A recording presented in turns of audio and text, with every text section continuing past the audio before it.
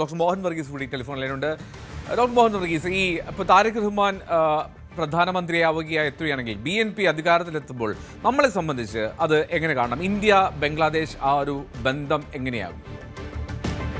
India വിരുദ്ധതയിൽ അടിയുറച്ച ഒരു തെരഞ്ഞെടുപ്പ് പ്രചരണമാണ് ബംഗ്ലാദേശിൽ കണ്ടത്. അത് ബംഗ്ലാദേശ് നാഷണലിസ്റ്റ് പാർട്ടി ആണെങ്കിലും അതായത് ജമാഅത്തെ ഇസ്ലാമി ആണെങ്കിലും എല്ലാം തന്നെ ഇന്ത്യ വിരുദ്ധത പ്രചരണത്തിന്റെ ഒരു പ്രധാനപ്പെട്ട ഇനമായി അവർ ഉപയോഗിച്ചു.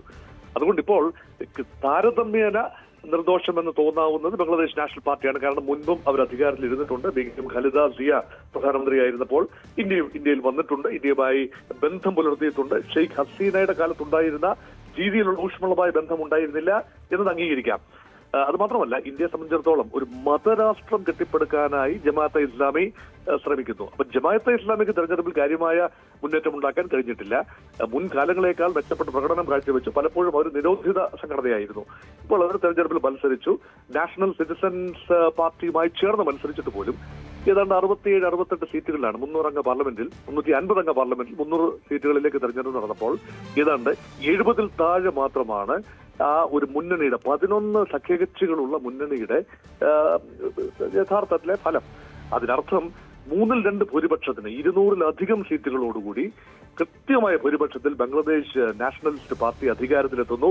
താരിഖ് റഹ്മാൻ, അതായത് ബംഗ്ലാദേശിന്റെ മുൻ പ്രസിഡന്റ് ഷെയ്ഖ് മുജിബുർ റഹ്മാന്റെ മകൻ, അതായത് ബീഗം ഖാലിദ സിയയുടെ മകൻ, ഇപ്പോൾ അധികാരത്തിലെത്തുന്നു. 17 വർഷം പ്രവാസത്തിലായിരുന്ന ലണ്ടനിൽ പ്രവാസത്തിലായിരുന്ന താരിഖ് റഹ്മാൻ തിരിച്ചു വന്നു. അദ്ദേഹത്തിനെതിരെയുള്ള കേസുകൾ കോടതി ഒഴിവാക്കുന്നു. അതുകൊണ്ട് കൃത്യമായി താരിഖ് റഹ്മാൻ പ്രധാനമന്ത്രിയാകുന്നു എന്ന് പറയുമ്പോൾ ഇന്ത്യയുമായി എങ്ങനെ ബന്ധപ്പെടും എന്നതാണ് പ്രധാനപ്പെട്ട ചോദ്യം. ഈ വിവരം വന്ന കഴിഞ്ഞതിന് ശേഷം രാവിലെ തന്നെ ഇന്ത്യൻ പ്രധാനമന്ത്രി നരേന്ദ്രമോദി എക്സിൽ കുറിക്കുകയും അതുപോലെ മെസ്സേജ് അയക്കുകയും ചെയ്തിട്ടുണ്ട്. താരിഖ് റഹ്മാനെ അഭിനന്ദിച്ചുകൊണ്ടും ഇനി ഇന്ത്യയുമായി അടുത്ത ബന്ധം പുലർത്തുമെന്ന് പ്രതീക്ഷിച്ചുകൊണ്ടും. അത് മാത്രമല്ല, ഷെയ്ഖ് ഹസീന ഖാലിദ സിയ അന്തരിച്ചപ്പോൾ കഴിഞ്ഞ മാസം ജനുവരിയിൽ ഇന്ത്യ വിദേശകാര്യമന്ത്രി ജയശങ്കറെ അയച്ചുകൊണ്ടാണ് ശവസംസ്കാര ചടങ്ങിൽ ഇന്ത്യയുടെ സാന്നിധ്യം ഉറപ്പിച്ചത്. അതുകൊണ്ട് ഇന്ത്യ പൂർണ്ണമായി ഈ പ്രതീക്ഷ കൈവിട്ടിട്ടില്ല എന്ന് വേണമെങ്കിൽ പറയാം. കാരണം ശ്രീലങ്കയിലും സമാനമായ സാഹചര്യമുണ്ടായി. ശ്രീലങ്കയിലെ ഭരണമാറ്റം ഉണ്ടായപ്പോൾ, ഒരു തീവ്ര ഇടതുപക്ഷ നിലപാടുള്ള ഒരു ഭരണകൂടം ഉണ്ടായപ്പോൾ അവരുമായി എങ്ങനെ ഇടപെടും എന്നതിനെ കുറിച്ച് ആശങ്കയുണ്ടായിരുന്നു. പക്ഷേ അത് വളരെ പെട്ടെന്ന് തന്നെ നയതന്ത്ര തലത്തിൽ വിഷയം പരിഹരിക്കുകയും ശ്രീലങ്കയുമായുള്ള ചരിത്രപരമായ ബന്ധം തുടരാൻ കഴിയുകയും ചെയ്തു എന്നത് ഒരു മാതൃകയാക്കി എടുത്താൽ ബംഗ്ലാദേശുമായി തീർച്ചയായും ആ ഒരു ഇന്ത്യ ബംഗ്ലാദേശ് പുക്കൽക്കൊടി ബന്ധം എക്കാലത്തും ദൃഢമായിരുന്നു. ഈ അടുത്ത സമയത്താണ്, ഈ കഴിഞ്ഞ 18 മാസം ഈ ഇടക്കാല സർക്കാരിന്റെ സമയത്താണ് ആ ബന്ധം കാര്യമായി ഉലഞ്ഞത്. ഷെയ്ഖ് ഹസീന ഇന്ത്യയിൽ അഭയം തേടിയപ്പോൾ ആ ഇടക്കാല സർക്കാരിന്റെ നിർദ്ദേശപ്രകാരം കോടതി നടപടികളിലൂടെ തന്നെ ഇന്ത്യയിൽ നിന്നും ഷെയ്ഖ് ഹസീനയെ വിട്ടു നൽകണം എന്ന ഒരു തീരുമാനം എടുക്കുന്നു ബംഗ്ലാദേശ്. അത് തീർച്ചയായും ഇന്ത്യ ബംഗ്ലാദേശ് ബന്ധങ്ങളെ വ്യാപകമായി വലിക്കും. ആ വിഷയം തുടർന്നും നിലനിൽക്കാനുള്ള സാധ്യത കാണുന്നു. ആ വിഷയത്തെ എങ്ങനെയാണ് പുതിയ പ്രധാനമന്ത്രിയായി ചുമതലയേൽക്കാൻ സാധ്യതയുള്ള താരിഖ് റഹ്മാൻ ആ വിഷയത്തെ എങ്ങനെയാണ് കൈകാര്യം ചെയ്യുന്നത്? യഥാർത്ഥത്തിൽ അവാമി ലീഗ് ഇപ്പോൾ തെരഞ്ഞെടുപ്പിൽ മത്സരിക്കാൻ അർഹതയുള്ള പാർട്ടിയല്ല, അവർ മത്സരിച്ചിട്ടുമില്ല. അതുകൊണ്ട് പോളിംഗ് ശതമാനം കേവലം 60% എത്തി നിന്നു. അത് എത്രത്തോളം നീതിപൂർവമായിരുന്നു എന്ന തെരഞ്ഞെടുപ്പ് എന്ന കാര്യത്തിൽ ഷെയ്ഖ് ഹസീന ചില സംശയങ്ങൾ പ്രകടിപ്പിക്കുന്നു. ഷെയ്ഖ് ഹസീനയുടെ ഭാഗത്ത് ഇന്ത്യയിൽ നിന്നും വരുന്ന കൂടുതൽ അഭിപ്രായ പ്രകടനങ്ങൾ ഇന്ത്യ ബംഗ്ലാദേശ് ബന്ധത്തെ ദോഷകരമായി ബാധിക്കാൻ സാധ്യതയുള്ളതുകൊണ്ട് ഷെയ്ഖ് ഹസീന പരമാവധി മൗനം പാലിക്കുക എന്ന നിലപാടാവും ഏറ്റവും ഉചിതം. അതുകൊണ്ട് ബംഗ്ലാദേശ് രാഷ്ട്രീയം അതിന്റെ വഴിക്ക് പോകട്ടെ. ഇന്ത്യ ബംഗ്ലാദേശ് ബന്ധം ബംഗ്ലാദേശ് നാഷണൽ പാർട്ടിയുടെ നേതൃത്വവുമായി അടുത്ത് ഇടപെട്ടുകൊണ്ട് മുൻകാല ബന്ധം അതുപോലെ സൂക്ഷിക്കാം എന്നാണ് ഇന്ത്യ കരുതുന്നത്.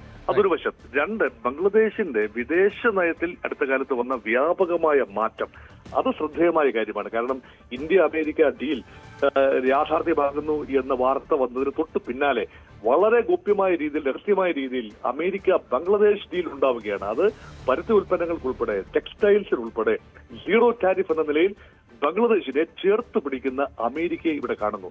അതുകൊണ്ട് അമേരിക്ക ബംഗ്ലാദേശ് ബന്ധം വളരെ ഉച്ചസ്ഥായിയിൽ എത്തി നിൽക്കുമ്പോൾ അമേരിക്ക ഒരുതരം ബാർഗെയിനിങ് ഗെയിം കളിക്കുകയാണോ എന്നൊരു സംശയം ഇന്ത്യക്കുണ്ട്. അതുകൊണ്ട് ബംഗ്ലാദേശ് അതിശക്തമായ സൈനിക രാജ്യമൊന്നുമല്ല, സൈനികമായ ഒരു ത്രെട്ട് നമ്മൾ ഫേസ് ചെയ്യുന്നില്ല. പക്ഷേ ആത്യന്തികമായി ഇന്ത്യയുടെ വടക്ക് കിഴക്കൻ മേഖലയുടെ സുരക്ഷയും ബംഗ്ലാദേശിന്റെ രാഷ്ട്രീയവുമായി ബന്ധപ്പെട്ട് കിടക്കുന്നത് കൊണ്ട് ഇന്ത്യയെ സംബന്ധിച്ചിടത്തോളം ബംഗ്ലാദേശിലെ ഓരോ ചെറു ചലനവും തെരഞ്ഞെടുപ്പ് ഒറ്റയ്ക്കൊരു കാര്യം കൂടി ഡോക്ടർ മോഹൻ വർഗീസ്, അതായത് ഈ ഒരു സർക്കാരിനെ താഴെയിറക്കാൻ പാകത്തിനുള്ള ഒരു വലിയ പ്രക്ഷോഭങ്ങൾക്ക് നേതൃത്വം നൽകിയ യുവജനങ്ങൾ, അല്ലെങ്കിൽ ഷെയ്ഖ് ഹസീനയ്ക്ക് നാട് വിടേണ്ട സാഹചര്യം ഉണ്ടാക്കിയ നാഷണൽ സിറ്റിസൺ പാർട്ടി, അവരുടെ പിന്തുണ ഉണ്ടായിട്ടും അല്ലെങ്കിൽ അവരും ഒപ്പം ഉണ്ടായിട്ടും എന്തുകൊണ്ടാണ് കാര്യമായി പ്രഭാവം പുലർത്താൻ അവിടെ ജമാഅത്തിന് കഴിയാതെ പോയത്? അവർക്കും വെറും ഏതാണ്ട് 5 സീറ്റുകളിൽ മാത്രം ഒതുങ്ങിയെന്നാണ് മനസ്സിലാക്കുന്നത് യുവജനങ്ങളുടെ രാഷ്ട്രീയ സംഘടന. എന്താണ് അതിന്റെ കാരണം? ഈ ഷെയ്ഖ് ഹസീനയ്ക്ക് എതിരെ ഉണ്ടായ പ്രക്ഷോഭത്തെ പൊതുവെ ജെൻസി പ്രക്ഷോഭം എന്ന നിലയിലാണ് കണ്ടത്. അതായത് 18 വയസ്സിനും 35 വയസ്സിനും ഇടയിലുള്ള യുവാക്കന്മാരാണ് പൊതുവെ തെരുവിലിറങ്ങിയത്. അതൊരു സ്വാഭാവികമായി തുടങ്ങിയ ഒരു കാര്യം. ജമാഅത്തെ ഇസ്ലാമിയുടെ അണികൾ ആ പ്രക്ഷോഭത്തോടൊപ്പം ചേർന്നപ്പോഴാണ് വലിയ ഒരു സ്ഫോടനമായി വളർന്നതും ഭരണമാറ്റം ഉണ്ടായതുമൊക്കെ അതുകൊണ്ടാണ്. അതുകൊണ്ട് വലിയ ഒരു പ്രതീക്ഷയായിരുന്നു ജമാഅത്തെ ഇസ്ലാമിയും പുതിയതായി രൂപീകരിച്ച ഈ ജെൻസി പ്രക്ഷോഭകർ ഉൾപ്പെടെ ചേർന്ന് പുതിയതായി രൂപീകരിച്ച നാഷണൽ സിറ്റിസൺസ് പാർട്ടി, ആ പാർട്ടിയും ചേർന്നുകൊണ്ട് ഒരുപക്ഷെ ഭരണത്തിൽ തന്നെ എത്തിപ്പെടാം എന്ന രീതിയിലാണ് പ്രചരണം ഉണ്ടായിരുന്നത്. പക്ഷേ സംഘടനാ സംവിധാനം അത്ര ശക്തമായിരുന്നില്ല. ജമാഅത്തെ ഇസ്ലാമിക്ക് ശക്തമായ കേഡർ സംവിധാനമുണ്ട്, പക്ഷേ എണ്ണം വളരെ കുറവാണ്.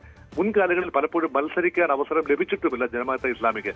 അതേസമയം കൃത്യമായ സംഘടനാ സംവിധാനമുള്ള മുഖ്യ പ്രതിപക്ഷമായിരുന്നു ഷെയ്ഖ് ഹസീനയുടെ ഭരണകാലത്തെ മുഖ്യ പ്രതിപക്ഷമായിരുന്നു ബീഗം ഖാലിദ സിയ നയിച്ച ബംഗ്ലാദേശ് നാഷണലിസ്റ്റ് പാർട്ടി. അത് മാത്രമല്ല പല ആവർത്തി നാഷണലിസ്റ്റ് പാർട്ടിയുടെ ഭരണം അവിടെ ഉണ്ടായിട്ടുണ്ട്. അതുകൊണ്ട് ബംഗ്ലാദേശ് ജനതയെ സംബന്ധിച്ചിടത്തോളം A non devil is better than an unknown Angel എന്ന രീതിയിലായിരിക്കണം ഒരുപക്ഷെ അവർ പ്രതികരിച്ചത്. അതുകൊണ്ട് മുൻകാല ട്രാക്ക് റെക്കോർഡ് ഒരു വലിയ ഭാഗം തന്നെയാണ്. കൃത്യമായ പ്രകടന പത്രിക ഉണ്ടായിരുന്നു. ഒരു മതരാഷ്ട്രവാദം മാത്രമാണ് മുന്നോട്ടും മതവുമായി ബന്ധപ്പെട്ട കാര്യം, വിശ്വാസ പ്രമാണങ്ങളുമായി ബന്ധപ്പെട്ട കാര്യം ഒക്കെ തന്നെയാണ് ജമാഅത്തെ ഇസ്ലാമിയും നാഷണൽ സിറ്റിസൺസ് പാർട്ടിയും മുന്നോട്ട് കൊണ്ടുവന്നത്. അത് ജനങ്ങൾ പൂർണ്ണമായി അംഗീകരിച്ചില്ല.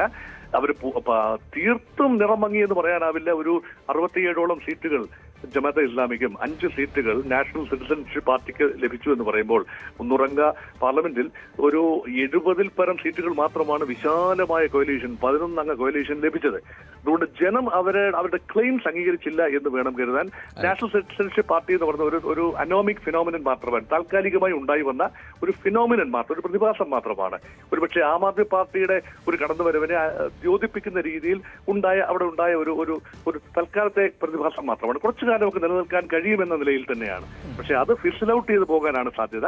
അതേസമയം ജമാഅത്തെ ഇസ്ലാമി കൂടുതൽ റെസിസ്റ്റൻസിലേക്ക് നീങ്ങാൻ ഉള്ള സാധ്യത കാണുന്നു. കാരണം പുതിയതായി ഭരണകൂടത്തിൽ എത്തുന്ന ഒരു പ്രധാനമന്ത്രിക്ക് മുന്നോട്ടുള്ള പോക്ക് അത്ര സുഗമമാകുമെന്ന ചിന്തയൊന്നുമില്ല. കാരണം തീവ്ര റാഡിക്കൽ ഇസ്ലാമിസ്റ്റ് ചിന്തയുള്ള ജമാഅത്തെ ഇസ്ലാമി ഭരണകൂടത്തിനെ ശക്തമായ വെല്ലുവിളി സൃഷ്ടിക്കും. ഇന്ത്യയുമായി അടുക്കാനുള്ള ഓരോ ശ്രമത്തിനുമെതിരെ ജമാഅത്തെ ഇസ്ലാമിയുടെ കാഡറിന്റെ ഭാഗത്തുനിന്ന്, നേതൃത്വത്തിന്റെ ഭാഗത്തുനിന്ന്, പാർലമെന്റിനുള്ളിലും പുറത്തു നിന്ന് ശക്തമായ സമ്മർദ്ദം ഉണ്ടാകുമെന്ന കാര്യത്തിൽ അവിടെ നിശ്ചയമാണ്. Right. Okay, thank you so much. Doctor Mohan Varghese ആണ് പ്രതികരിച്ചതെന്നാണെങ്കിലും ബംഗ്ലാദേശിൽ BNPയുടെ തിളക്കമാണ് എന്ന് പറയാതെ വയ്യ. BNP അധികാരത്തിലേക്ക് വരുന്നു, കേവലം ഭൂരിപക്ഷം അനായാസം കടന്നു എന്നാണ്, മറികടന്നു എന്നാണ് മനസ്സിലാക്കേണ്ടത്. താരിഖ് റഹ്മാനായിരിക്കും പുതിയ പ്രധാനമന്ത്രി. കൂടുതൽ വാർത്തകൾക്ക് News 18 Keralam YouTube channel subscribe ചെയ്യുക.